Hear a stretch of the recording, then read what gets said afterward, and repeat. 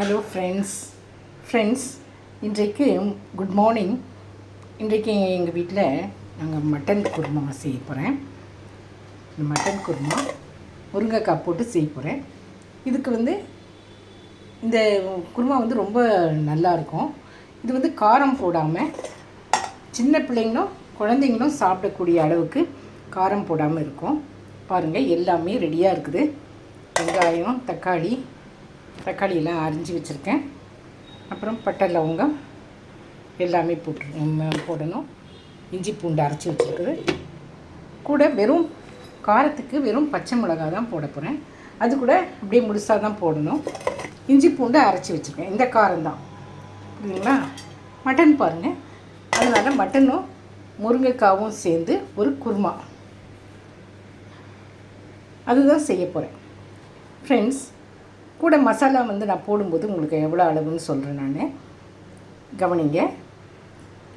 First ஒரு குக்கரை எடுத்து ஸ்டவ்வில் வச்சாச்சு. அது நல்லா சூடான பிறகு, இதுக்கு பிறகு தான் நம்ம நல்லா குக்கரு நல்லா சூடான பிறகு எண்ணெய் ஊற்றி பட்டை லவங்கெல்லாம் போட்டுட்டு அதுக்கு பிறகு தான் மற்ற வேலைகள்லாம் பார்க்கணும். அது மட்டும் இல்லாமல் இந்த மஞ்சள் போட்டு தான் இது கழுவி இருக்குது. எப்போவுமே மட்டன் நான்வெஜ்ஜெல்லாம் நல்லா 4-5 வாட்டி கழுவிட்டு லாஸ்ட்டாக ஒரு 2 வாட்டி இந்த மஞ்சள் போட்டு அலசிட்டு க்ளீனாக வைக்கணும். அதுதான் நல்லது. கவனிங்க ஃப்ரெண்ட்ஸ், நல்லா கவனிங்க. முதல்ல எண்ணெய் காஞ்சிடுச்சு, அதனால் பட்டை லவங்கம் போட்டாச்சு. அதுக்கு பிறகு வெங்காயம் போடணும்.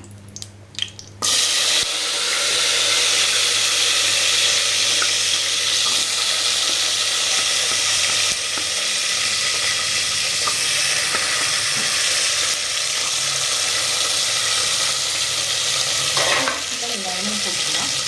அது மட்டும் இல்லாமல்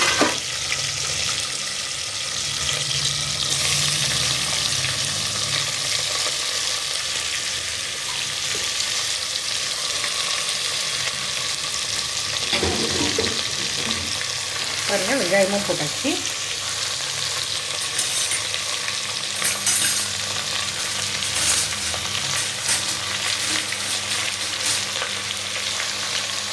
இது நல்லா வதக்கணும்.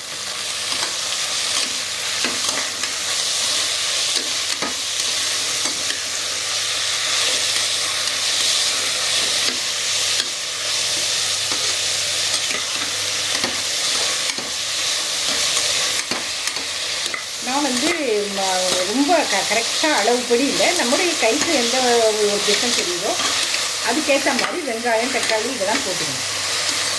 பாருங்கள், வெங்காயம் நல்லா வதங்கணும். கொஞ்சம் நல்லா ப்ரௌனாக வதங்கணும். பாருங்கள், நல்லா வதங்கணும். இந்த மாதிரி நல்லா வதங்கினாதான் குழம்பு இந்த குருமா குழம்பு ரொம்ப டேஸ்ட் கொடுக்கும். அப்போ தான் நல்லா வதங்கணும். பாருங்கள், இந்த மாதிரி நல்லா ப்ரௌனாக வதங்கணும். தீஞ்சிடக்கூடாது. அதுக்காக நம்ம என்ன செய்யணும், அடிக்கடி இதை கிளறி விட்டுக்கிட்டே இருக்கணும்.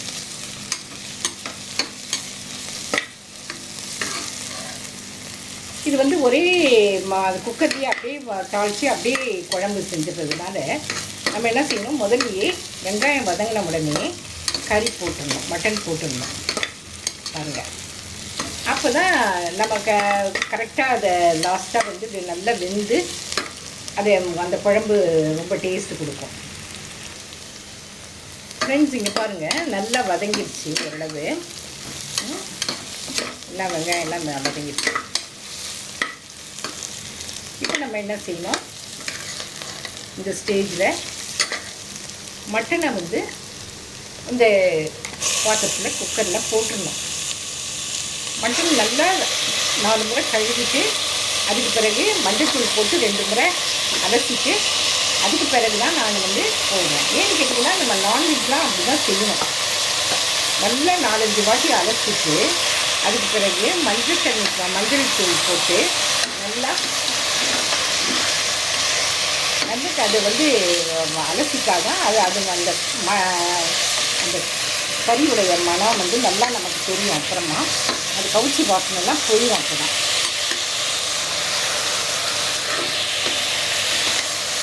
நல்லா கிளறிடுங்க.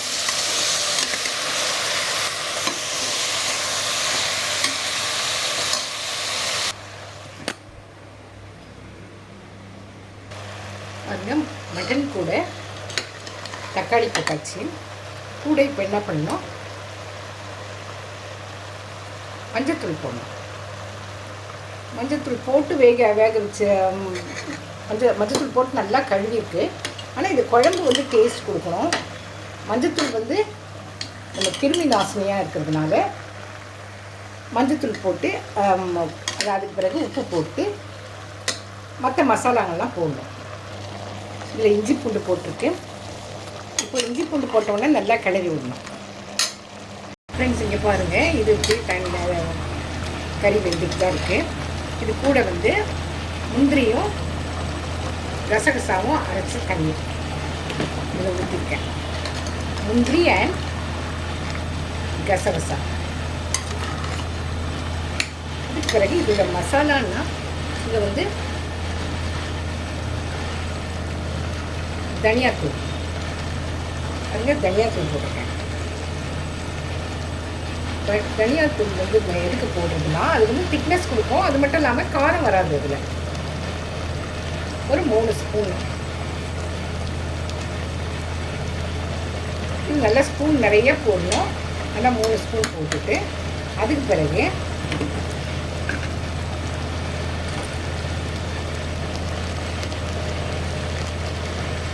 கரம் மசாலா ஒரு ஸ்பூன், அவ்வளோதான் போடணும்.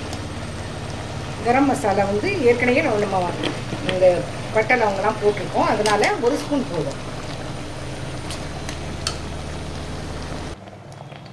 பாருங்கள், இப்போ வந்து இதில் வந்து ஒரு 1/2 டம்ளர் தண்ணி ஊற்றிருக்கேன்.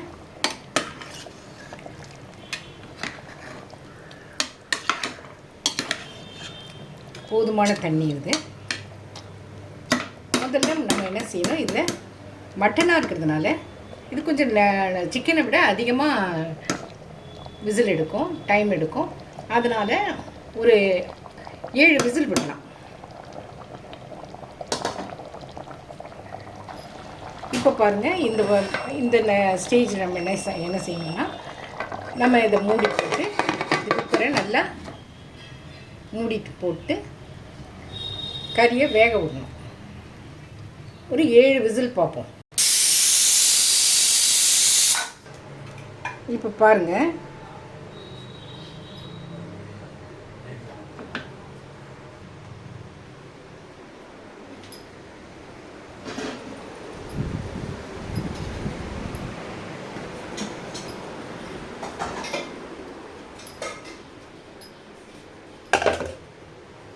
பாருங்கள் இந்த முருங்கைக்காவை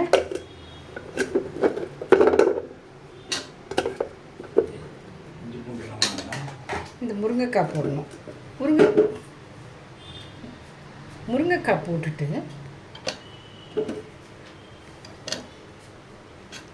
அடுத்தது வந்து நம்ம பச்சை மிளகாய் லாஸ்ட்டாக தான் போடணும். ஏன்னா காரம் இல்லாத ஒரு குருமா குழம்பு இல்லையா, அதனால் போடணும். ஃப்ரெண்ட்ஸ் இங்கே பாருங்கள், மட்டன் வந்து ஒரு 90% வெந்துடணும். ஆனால் 90% வேகலை, ஒரு 70% தான் வெந்திருக்குது. அதனால் இந்த முருங்கைக்காவை போட்டுட்டு திரும்பவும் விசில் விடணும். அதுக்கு பிறகு இந்த 3 பச்சை மிளகாய் போட்டிருக்கேன். ஃப்ரெண்ட்ஸ் இங்கே பாருங்கள், நல்லா மட்டன் நல்லா வெந்துருச்சு பாருங்கள். இப்போ லாஸ்ட்டாக என்ன பண்ணணும், இந்த கொத்தமல்லி கொஞ்சம் புதினா இதை அப்படியே எடுத்து அதில் கொட்டிடணும்.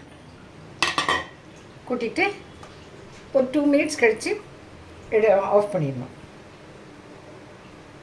திரும்பவும் அதை ஆன் பண்ணிவிட்டு இப்போ வந்து நம்ம இதில் வந்து முருங்கைக்காய் போட்டு வச்சுருக்கோம். எப்போவுமே முருங்கைக்காய் காய் இதெல்லாம் போடும்போது கறி ஒரு 80% நல்லா 90% வெந்த பிறகு அதுக்கு பிறகு அதை ஓப்பன் பண்ணி காய் போட்டால் தான் நல்லது. ஏன்னா காயெல்லாம் ரொம்ப குழஞ்சிரும். அதனால தான் இந்த குருமா வந்து சாப்பாட்டுக்கும் யூஸ் பண்ணிக்கலாம், சப்பாத்தி, பரோட்டா, கீ ரைஸு, பிரிஞ்சி எல்லாத்துக்குமே யூஸ் பண்ணிக்கலாம். ரொம்ப நல்லாயிருக்கும், காரம் இல்லாமல். சின்ன பிள்ளைங்க எல்லோரும் நல்லா இஷ்டமாக சாப்பிடுவாங்க. அதனால் இந்த மாதிரி செஞ்சு பாருங்கள். நான் கீ ரைஸோடு நான் செய்கிறேன். அந்த கீ ரைஸோடு நான் சாப்பிடும்போது உங்களுக்கு நான் சொல்கிறேன். ஹலோ ஃப்ரெண்ட்ஸ், இங்கே பாருங்கள், லாஸ்ட்டாக இந்த குருமா குழம்புல நல்லா எண்ணெய் பிரிஞ்சு நல்லா இருக்குது பார்த்தீங்களா. இந்த மாதிரி நீங்களும் செஞ்சு சாப்பிடுங்க ஃப்ரெண்ட்ஸ். இங்கே பாருங்கள், கீ ரைஸும் இந்த மட்டன் குருமாவும். இந்த மட்டன் குருமாவில் தேங்காயெலாம் போடல. அது மட்டும் இல்லாமல் நல்லா வெந்திருக்குது பாருங்கள். முருங்கைக்காவும் நல்லா வெந்துருச்சு, மட்டனும் நல்லா வெந்துருச்சு பாருங்கள். ரொம்ப அருமையாக வந்திருக்குது பாருங்கள். இது ரொம்ப டேஸ்ட் பண்ணி சாப்பிடும்போது ரொம்ப டேஸ்ட்டாகுது. இதே போல் நீங்கள் செஞ்சு சாப்பிடுங்க. Thank you friends. பிடிச்சிருந்தால் நீங்கள் சப்ஸ்கிரைப் பண்ணுங்கள், லைக் பண்ணுங்கள், ஷேர் பண்ணுங்கள் அண்ட் கமெண்ட் பண்ணுங்கள். யாருக்கெல்லாம் என்ன கமெண்ட் பண்ண முடியுமோ அதெல்லாம் கமெண்ட் பண்ணுங்கள். நீங்கள் அப்படி செய்யும்போது எனக்கு ஒரு என்கரேஜ்மெண்ட்டாக இருக்கும். நெக்ஸ்ட் வீடியோவில் நம்ம பார்க்கலாம். Thank you friends.